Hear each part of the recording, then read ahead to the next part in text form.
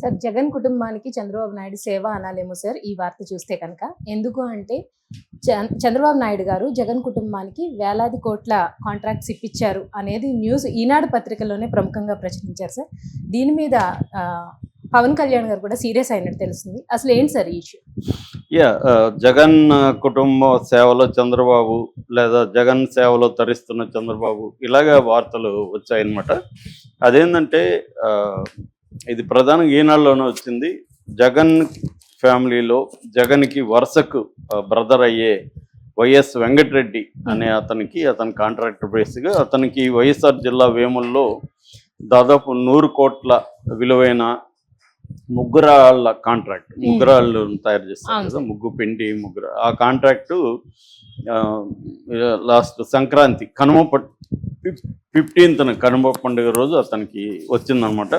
ఇది గనుల శాఖ దీన్ని రిలీజ్ చేశారు. గనుల శాఖకు సంబంధించిన విజి వెంకటరెడ్డి దీన్ని ఇష్యూ చేశాడు. సో దీని మీద ఈనాడు రాసిన మొత్తం డీటెయిల్స్ ఎలాగా అంటే ఇది తెలుగుదేశం ప్రభుత్వం ఉందా లేకపోతే వైఎస్ జగన్ ప్రభుత్వం ఉందా అన్న డౌట్ అందరికీ వస్తుంది. ఎందుకంటే ఫెస్టివల్ రోజు, సంక్రాంతి రోజు ఆగమేఘాల మీద ఇలా చేయడం ఏంటి? ఈయన నిజానికి గతంలో కూడా 2016లో కూడా అప్లై చేశాడు, అప్పుడు రాలేదు. ఆ తర్వాత 2020లో చేసినప్పుడు కొంతవరకు జగన్ ఇచ్చాడు. Survey number 10 and survey number 43లో కొన్ని ఎకరాలకి ఇచ్చారు. ఇది ఇప్పుడేమో 9.5 హెక్టార్లు, అంటే దాదాపు 100 కోట్ల పైన. ఇలాగ ఫెస్టివల్ రోజు ఆగమేఘాల మీద కట్టుబెట్టడం గనుల శాఖ ఎలా చేస్తుంది అనేది ఈనాడు గట్టిగా ప్రశ్నించింది. దాంతో మిగతా తెలుగుదేశం సోషల్ మీడియాలంతా కూడా చంద్రబాబు జగన్కి హెల్ప్ చేస్తున్నాడా అన్న ఇది వచ్చింది. పవన్ కళ్యాణ్ కూడా దీని మీద ఆగ్రహం వ్యక్తం చేశాడు. ఎందుకంటే పవన్ కళ్యాణ్ జగన్ పట్ల ఎంత వ్యతిరేకంగా ఉంటాడో మనకు తెలుసు. కానీ చంద్రబాబు జగన్ పట్ల కావచ్చు, జగన్ పార్టీలో చాలా మంది పట్ల కావచ్చు ఒక సాఫ్ట్ కార్నర్ ఉన్నాడన్న విమర్శలు ఎప్పటి నుంచో వస్తున్నాయి. ఎందుకంటే 8 months అయినా కూడా ఇప్పటికీ చాలా కుంభకోణాలు జగన్ ప్రభుత్వంలో జరిగి ఉన్నాయి. తర్వాత అనేక అక్రమాలు కావచ్చు, లేకపోతే అరాచకాలు కావచ్చు, అన్నీ ఉన్నాయి. కానీ వాటి మీద ఎక్కడా కూడా చంద్రబాబు సీరియస్గా వెళ్ళినట్టుగా మనకు కనబడదు. అంటే ఫర్ ఎగ్జాంపుల్ ఇప్పుడు నిన్న పెద్దిరెడ్డి గురించి కూడా చెప్పుకున్నాం. పెద్దిరెడ్డి అటవీ భూమి ఆయనకి 25 ఎకరాలు ఉంటే దాన్ని 75 ఎకరాలకి పెంచుకున్నాడు, ఆక్యుపై చేసుకున్న ఈనాడు రాసింది. దాని మీద కూడా చంద్రబాబు ఒక కమిటీ వేశారు. ఇట్లాంటి కమిటీలు గతంలో కూడా అనేక వాటి మీద వేశారు. అదే పెద్దిరెడ్డి మీద ఇప్పటి వరకు 3 కేసులు ఉన్నాయి. ఒకటి మదనపల్లి ఆర్డీఓ ఆఫీసులో ఫైల్స్ దగ్ధం, అప్పుడు ఎంత హడావిడి జరిగిందో మనం చూసాం. కానీ దాని మీద ఇప్పటి వరకు ఏమి చర్యలు తీసుకోలేదు. అట్లాగే ఆయన మీద అనేక హత్యా కేసులు, దోపిడీ అంటే అటాక్ కేసులు ఇవన్నీ ఉన్నాయి. కానీ ఆయన మీద ఇప్పటి వరకు పెద్దిరెడ్డి మీద చర్య తీసుకోలేదు. యాక్చువల్గా ఇక్కడ కూడా వైఎస్ వెంకటరెడ్డికి ఇచ్చిన ముగ్గురాల కాంట్రాక్ట్లో కూడా ఆఫీసరు పెద్దిరెడ్డి మనిషి అని చెప్తున్నారు.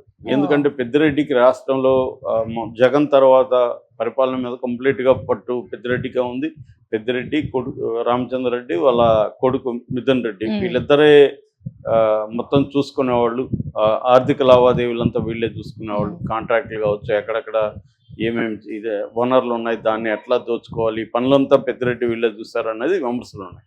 ఇంతవరకు పెద్దిరెడ్డి మీద చేయలేదు. అట్లాగే మనకి విశాఖ భూములకు సంబంధించి కూడా ఈనాడు రాసింది. విశాఖ భూములు గతంలో పెద్ద ఎత్తున ఆక్యుపై చేసుకున్నారు అన్న వార్తలు వచ్చాయి. దాని మీద కూడా ఇప్పటి వరకు ఏమీ చర్యలు తీసుకోలేదు అన్న విమర్శలు వచ్చాయి. అట్లాగే మనకి సీడ్ ద షిప్ అన్నాడు పవన్ కళ్యాణ్. ఇప్పుడు దాని మీద కమిటీ వేశారు. అదేం జరిగింది ఇప్పటివరకు తెలియదు. సో దాంట్లో కూడా ప్రధానంగా ఏంటంటే అక్కడ ద్వారంపూడి చంద్రశేఖర్ రెడ్డి వీళ్ళు బియ్యం పీడిఎస్ బియ్యం కుంభకోణం చేస్తున్నారనేది ఆరోపణలు గతంలో కూడా వచ్చాయి. ఇలాగా అనేక కుంభకోణాలు. అట్లాగే మనకి కొడాలి నాని, వల్లభనేని వంశీ, రోజా, ఇలాంటి వాళ్ళ మీద ఎవరి మీద కూడా ఇప్పటివరకు ఏ రకమైన చర్యలు తీసుకోలేదు. తెలుగుదేశం వాళ్ళే పోస్టులు ఏం పెడుతున్నారంటే చంద్రబాబు ప్రభుత్వంలో రెడ్లకి ఏమీ రెడ్ల జోలికి చంద్రబాబు వెళ్ళట్లేదు, రెడ్లంటే చంద్రబాబు భయమా, లేకపోతే డబ్బులు తీసుకుంటున్నారా వీళ్ళు, లోకేష్ డబ్బులు తీసుకొని రెడ్లతో కుమ్మక్కయ్యాడా అని తెలుగుదేశం వాళ్ళే పెడుతున్నారు. ఎందుకంటే ఈ వైసీపీ దీంట్లో ఉన్న వాళ్ళల్లో రెడ్లలో మహా పెద్ద రెడ్డి అరెస్ట్ అంటే ఎవరు అంటే వర రవీందర్ రెడ్డి. ఆ స్థాయి అతను తప్ప ఇంకే రెడ్డిని అరెస్ట్ చేయలేదు ఇప్పటి వరకు. ఓన్లీ బీసీలని ఎస్సీలని అరెస్ట్ చేస్తున్నారు అక్కడ కూడా. అంటే ఫైనల్గా ఏంటంటే ఏ ప్రభుత్వం మారినా ఈ కింది స్థాయి ఎకనామిక్గా కావచ్చు, సోషల్గా కావచ్చు, ఎవరైతే వీకర్ సెక్షన్స్ ఉంటారో ఆ వీకర్ సెక్షన్సే బలవుతారు తప్ప రిచ్ అండ్ పవర్ఫుల్ వాళ్ళని ఏ ప్రభుత్వం వచ్చినా ఏం చేయలేదు. ఇవన్నీ వీళ్ళు మాట్లాడచ్చు. నిన్న కూడా పెద్దిరెడ్డి మా ప్రభుత్వం వస్తే కార్యకర్తలు తెలుగుదేశం కార్యకర్తలు అంతు చూస్తానని ప్రకటించాడు. ఆయన కూడా తెలుగుదేశం కార్యకర్తలు అంతు చూస్తానన్నాడు తప్ప తెలుగుదేశం నాయకుల అంతు చూస్తానని ప్రకటించలేదు. ఫైనల్గా అటైనా ఇటైనా కార్యకర్తలే ఇబ్బందులకు గురయ్యేది. జగన్ ఉన్నప్పుడు కార్యకర్తలను కంప్లీట్గా పట్టించుకోలేదు. ఇప్పుడు చంద్రబాబు ప్రభుత్వం కూడా అదే చేస్తున్నారు. ఈ నాయకులు వైసీపీ నాయకులతో కొమ్మక్కైపోయి వీళ్ళే చేస్తున్నారు. ఎందుకంటే చాలా చోట్ల ఈ గత 5 ఏళ్లలో వైసీపీ వాళ్ళు ఆ ఓనర్ల మీద పట్టు, అంటే ఫర్ ఎగ్జాంపుల్ ఇసుకని ఎలా తవ్వాలి, ఎట్లా దాన్ని ఆర్గనైజ్ చేసుకొని ఎక్కడికి పంపించాలి, ఎలా డబ్బులు ఇవన్నీ వైసీపీ వాళ్ళకి పట్టు ఏర్పడింది. ఇప్పుడు తెలుగుదేశం వాళ్ళు చాలామంది కొత్త ఎమ్మెల్యేలు వచ్చారు, కొంతమంది పాత వాళ్ళు ఉన్నారు. ఇప్పుడు వైసీపీ వాళ్ళు ఏం చెప్తున్నారంటే, భయ్ నువ్వు ఏమీ జోక్యం చేసుకోవద్దు, నీ వాటా నీకు ఇచ్చేస్తాం, నువ్వు వచ్చి ఇప్పుడు మళ్ళీ ఇసుక తవ్విచ్చి మళ్ళీ దాన్ని రూట్స్ ఎక్కడెక్కడ అమ్మాలి, ఇవన్నీ నువ్వుకెందుకు శ్రమ, అవన్నీ మాకు ఆల్రెడీ ఐడియా ఉంది, మేము చేసుకుంటాం, నీ వాటా నీకు ఇచ్చేస్తాం, సైలెంట్గా ఉండు అని ఒప్పందాలు చేసుకుంటున్నారు. దానివల్ల వాళ్ళకి కూడా హ్యాపీనే కదా, తెలుగుదేశం ఎమ్మెల్యేలు కావచ్చు, కూటమి ఎమ్మెల్యేలకి. మనం ఏమి చేయకుండా మన వాటా వస్తుంది, బాధలన్నీ అతను పడతాడు. మనం ఇప్పుడు మళ్ళీ కొత్తగా మనం ఎందుకు ఆ టైంని వేరే దాని మీద పెట్టచ్చు. ఇలాగా ఒక ఇది ఏర్పడిపోయింది. అంటే ఇక్కడ ఏంటంటే ఇక్కడ వ్యక్తులు అటు ఇటు వాళ్ళైనా వీళ్ళైనా ఒకటే. ఇక్కడ సిస్టమ్ ఇంపార్టెంట్. అంటే మనకు ఇవాళ ఉన్న డెమోక్రటిక్ మోడల్ ఏంటంటే ఓటర్స్ని డబ్బులతో కొనడం. అది 2 రకాలుగా జరుగుతుంది. ఒకటి ఏంటంటే అఫీషియల్గా గవర్నమెంట్స్ ఉన్నప్పుడే గవర్నమెంట్ వాళ్ళకి రకరకాల ఉచిత పథకాలు అనౌన్స్ చేసి వాళ్ళని ప్రలోభ పెట్టడం, మేము వాళ్ళకంటే ఎక్కువ ఇస్తామని చెప్పడం. రెండవది ఏంటంటే ఇంతకుముందు ఏంటంటే బ్లాక్ మనీ ఉండి పంచేవాళ్ళు.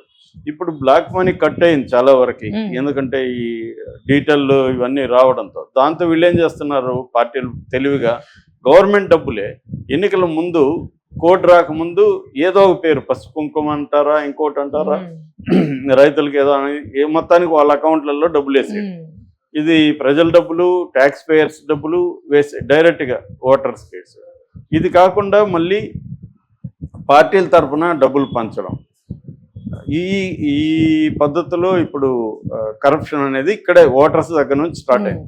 ఇప్పుడు ఒక్కొక్క ఎమ్మెల్యే మినిమం 100 కోట్లు, ఒకప్పుడు 10 కోట్లు అంటేనే అబ్బా అనుకునేవాళ్ళు. ఇవాళ 100-150 అంటే లెక్క లేకుండా ఉంది. ఇంకా 300-400 కోట్లు కూడా ఖర్చు పెడుతున్నారు. ఇప్పుడు ఫర్ ఎగ్జాంపుల్ ఒక ఎమ్మెల్యే ఒక 100 కోట్లు ఇవ్వాలి, ఒక్కొక్కసారి పార్టీకి కూడా కొంత డబ్బులు కలెక్ట్ చేస్తున్న వాళ్ళు కూడా ఉన్నారు టికెట్ ఇప్పించిందని. సో అలాగా 100 నుంచి 150 కోట్లు ఒక ఎమ్మెల్యే ఖర్చు